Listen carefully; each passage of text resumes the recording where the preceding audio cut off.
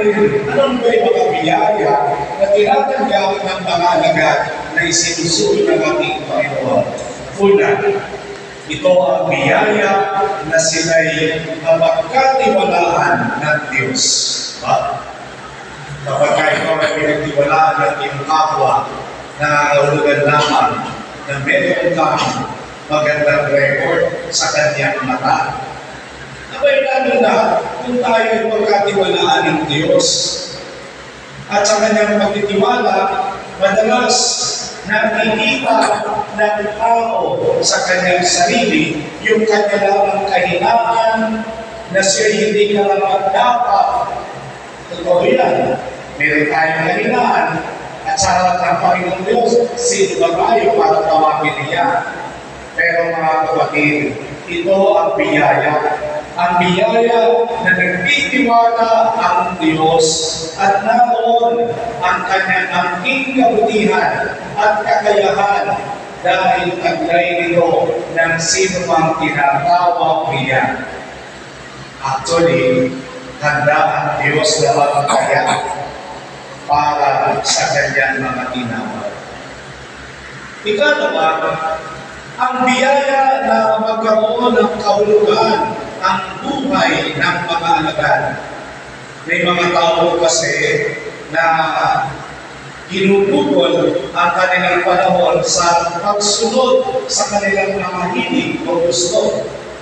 Kaya pag sinundo ninyo, baka mamaya nasisino tayo doon sa mga ginagawa natin araw-araw at lumilipas ang oras sa panahon doon lamang sa mga nakakahulugan natin, yung mga gusto lamang natin.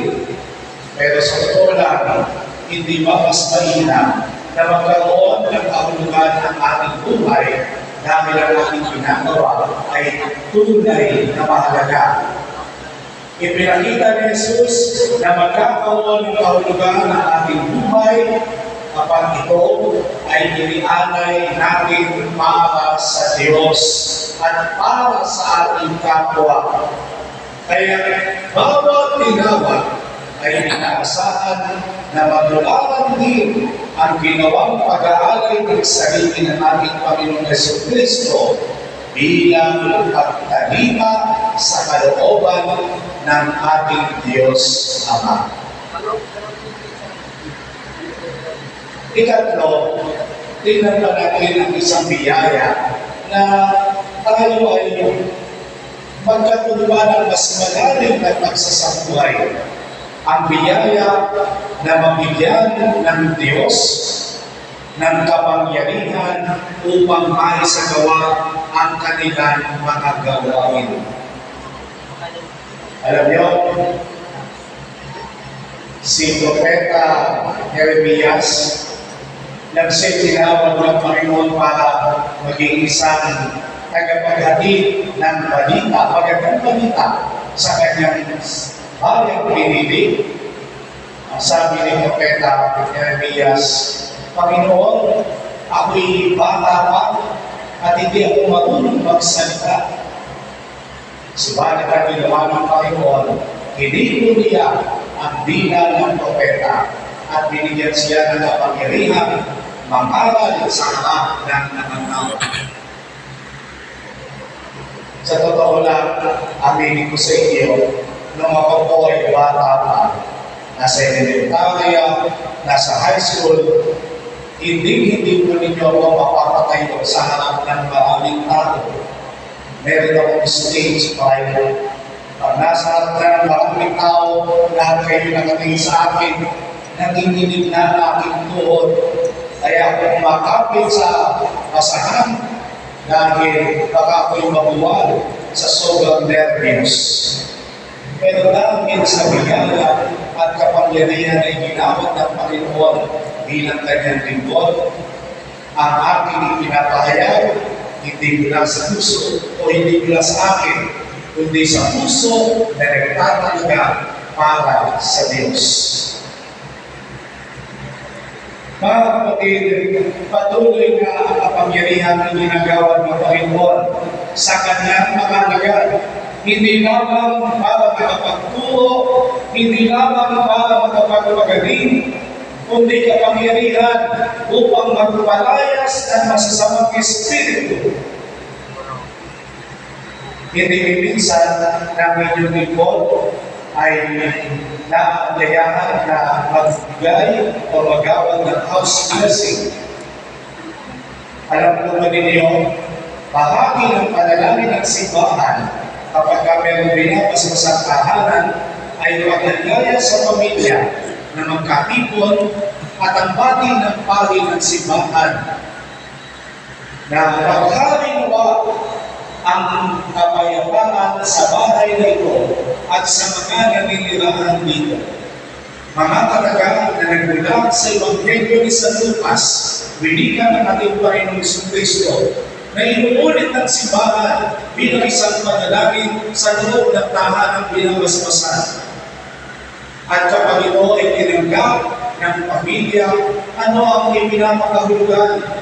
Ang presensya ng Panginoong Jesucristo, ang prinsipe ng kapayapaan, mananatili siya maghahari sa tahanan na iyon. At kung naroon ang Panginoon, kahit sino masasamang espiritu yan, nalayas yan, aalis yan, hindi yan mananahan doon dahil wala silang tuwag sa presensya ng Panginoon.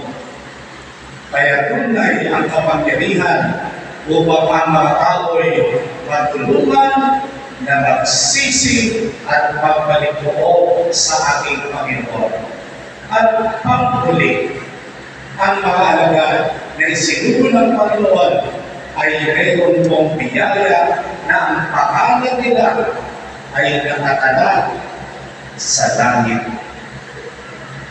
Abel, ito yung magandang gantimpala ng sinumang Kristiyano. Yung sa mga ginawang katapatan ng pakikinig at pagsunod sa tagubilin ng Panginoong Jesucristo, bawat araw, ikaw ay matatagpuan na ang iyong pangalan ay nakatala sa aklat ng buhay doon sa kalangitan. Hindi matutumbasan ng ibang ang biyaya na matatanggap ng sino dito sa daigdig. Yung kapag natapos na ang paglalakbay natin sa mundo, tayo'y mapapabilang sa mga pinagpapala sa kalangitan.